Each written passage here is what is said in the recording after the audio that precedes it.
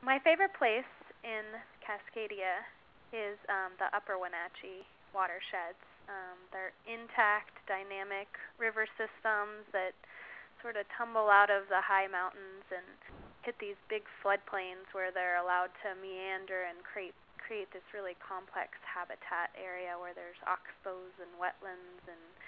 big deep pools and large wood, and it's just perfect for fish, and it's a beautiful and really special place. You don't see many other places these days, and I think that's really gets at the importance of why Cascadia is so important, especially for salmon and salmon recovery. It's rare to find these sorts of intact ecosystems and watersheds that can support thriving salmon and steelhead and native trout species, especially this far, hundreds of miles from the ocean, and they have to migrate all the way down the main stem Columbia, 500 miles or more, and then come back as adults to spawn. And it's such a unique life history that you really need a lot of intact ecosystems to support those healthy populations of salmon, and we're really lucky to have a lot of that habitat diversity and intact habitat to support them here. And there's communities and tribes that depend on those healthy watersheds and healthy salmon runs, and it's great to see people being able to connect with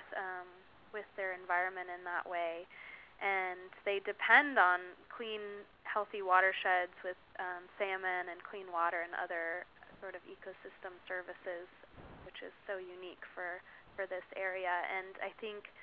looking forward in the future, we have to continue to find ways to